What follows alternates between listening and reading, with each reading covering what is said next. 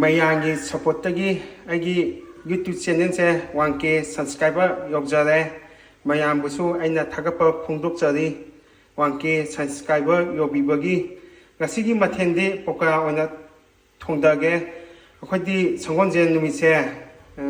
ꯁꯥ ꯉꯥ ꯆꯥꯗꯦ ꯃꯦꯔꯥꯃꯤꯁ ꯑꯣꯏꯅ ꯆꯥꯏ ꯄꯀꯣꯔꯥꯒꯤ ꯊꯣꯡꯕꯒꯤ ꯄ꯭ꯔꯣꯁꯦꯁ ꯁꯤꯡꯗꯣ ꯑꯩ ꯎꯠꯆꯔꯛꯀꯦ ꯃꯌꯥꯝꯗ ꯑꯩꯒꯤ ꯈꯨꯊꯣꯡꯗ ꯍꯧꯖꯤꯛ ꯕꯦꯁꯣꯟ ꯇꯣꯠꯇꯨꯅꯤ ꯕꯦꯁꯣꯟ ꯂꯩꯔꯦ ꯊꯨꯝ ꯍꯥꯞꯄꯤꯔꯅꯤ ꯑꯩꯗꯤ ꯃꯔꯨ ꯃꯔꯥꯡ ꯌꯥꯝꯅ ꯍꯥꯞꯇꯦ ꯁꯤ ꯑꯩꯈꯣꯏ ꯌꯨꯝꯗ ꯁꯨꯖꯕ ꯃꯣꯔꯣꯛ ꯑꯁꯨꯕꯅꯤ ꯃꯣꯔꯣꯛ ꯑꯁꯨꯕ ꯈꯔ ꯍꯥꯞꯄꯅꯤ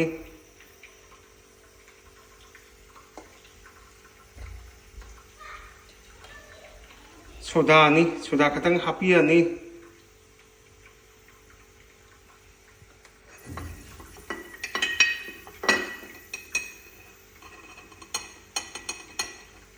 ꯁꯤꯅ ꯌꯥꯏꯉꯪꯅꯤ ꯌꯥꯏꯉꯪ ꯈꯔ ꯍꯥꯞꯄꯤꯔꯅꯤ ꯑꯗꯨꯒ ꯃꯆꯜꯁꯦ ꯈꯔ ꯆꯥꯏꯕꯤꯔꯅꯤ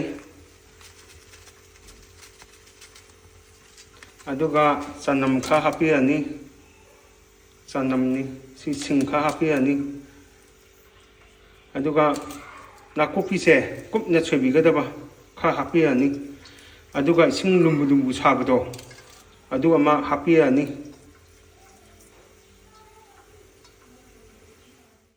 ꯄꯀꯣꯔꯥꯒꯤ ꯃꯍꯤ ꯑꯣꯏꯅꯕꯒꯤ ꯀꯪꯇꯛꯅ ꯑꯣꯏꯍꯟꯕꯅꯤ ꯍꯧꯖꯤꯛ ꯀꯥꯝꯃꯅꯤ ꯏꯁꯤꯡ ꯈꯔ ꯍꯩꯖꯤꯜꯂꯒ ꯏꯁꯤꯡ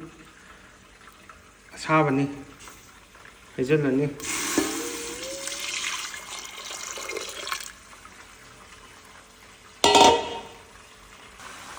ꯑꯅꯤꯔꯛ ꯀꯥꯝꯃꯅꯤ ꯁꯤꯅ ꯁꯤꯡꯖꯨꯒ ꯄꯀꯣꯔꯥꯒ ꯍꯥꯞꯅꯕꯒꯤꯅꯤ ꯃꯪꯒꯟꯁꯦ ꯇꯥꯎꯕꯅꯤ ꯍꯧꯖꯤꯛ ꯆꯤꯛ ꯆꯧ ꯇꯧꯁꯟꯕꯅꯤ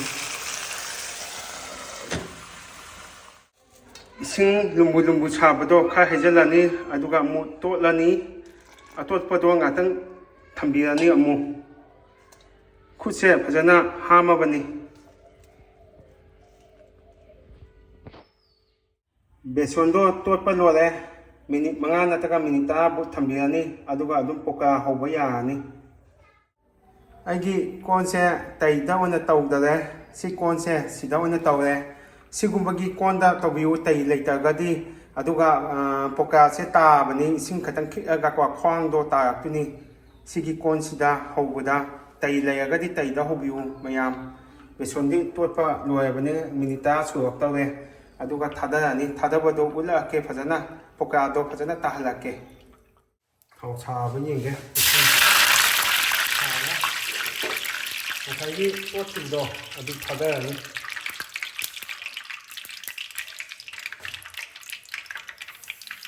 ꯃꯩ ꯂꯩꯊꯕꯤꯔꯒ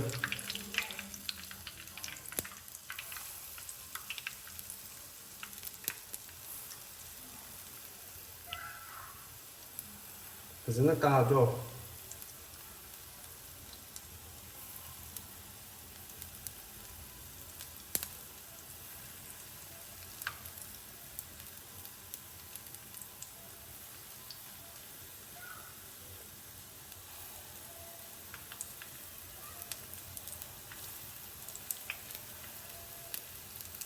ꯈ꯭ꯋꯥꯡ ꯐꯖꯅ ꯇꯥꯕꯅꯤ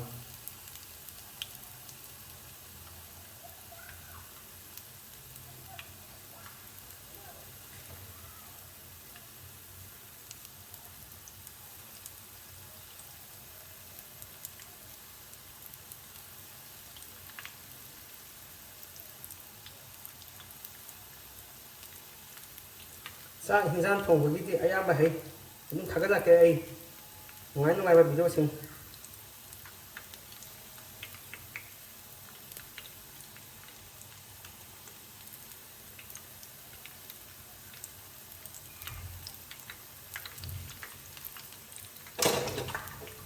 ꯏꯁꯤꯡ ꯈꯤꯛꯄꯤꯔꯅꯤ ꯃꯩ ꯂꯩꯊꯔꯒ ꯐꯖꯅ ꯇꯥꯕꯅꯤ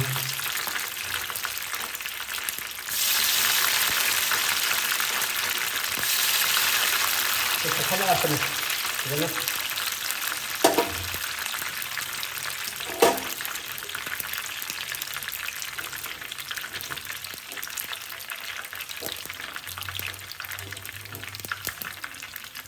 fazana tado maya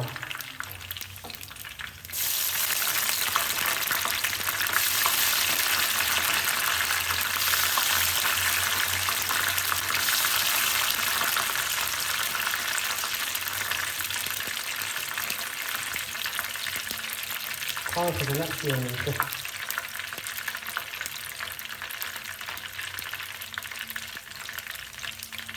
tak na uti ga dawa sedak na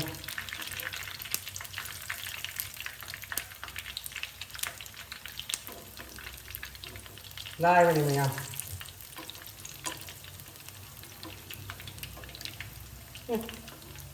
kita buat ni sih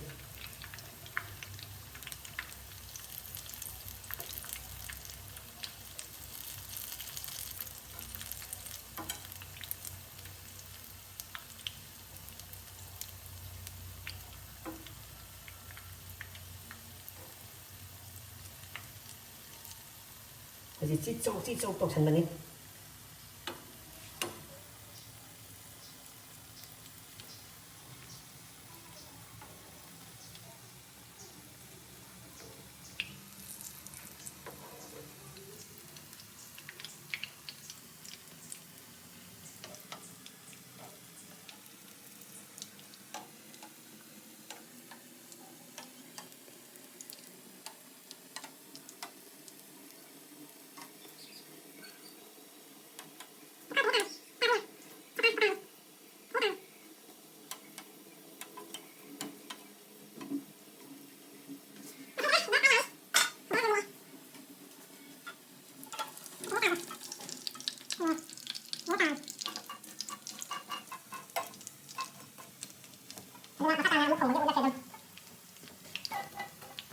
Mula tahu lah mulai sih pakai ya, anya tahu lah mulai.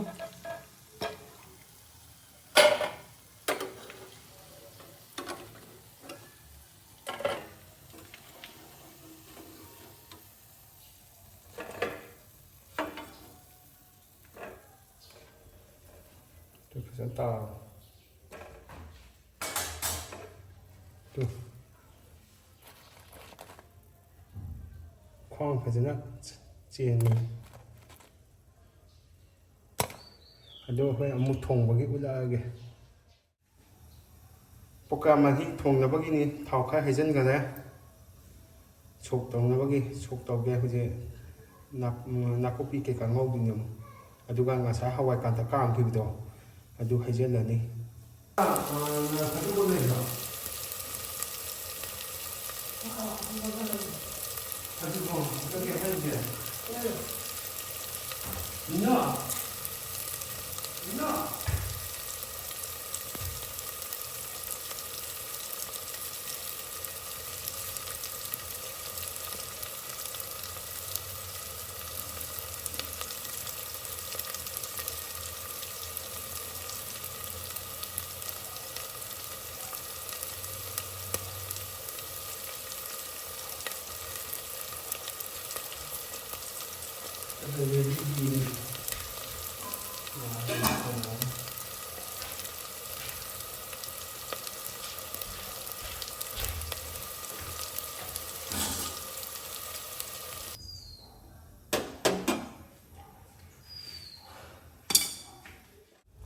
Poka mahi do fazana choge bodo launa ngatan lega poka se thadaba yani sise aina nga se tawmido aduga loani poka thongba chau chalae mai dai tha ni kha aduga botlani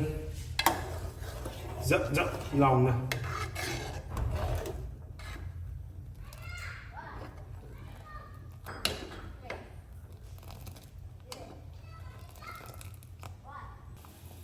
poka se thadaba yani thadage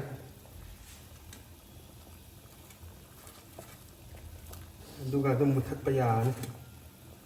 kuina thangapa yade natadi poka do bua taw ki do loi toy ni aduga dum mai muthatpa yani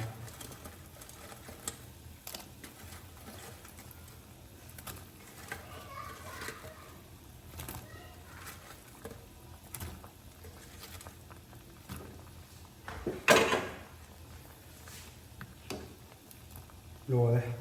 Pakora Thongba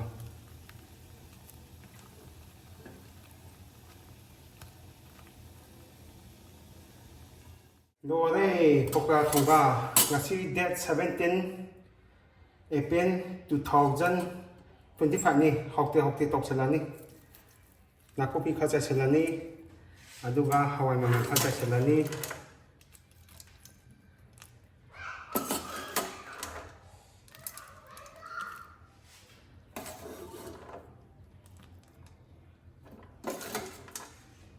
rồi Pakora fazana taba ni tu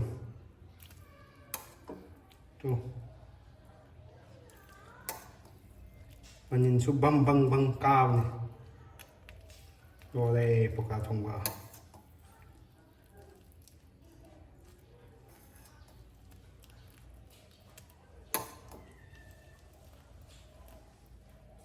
tôi phải sợ tao cho mày à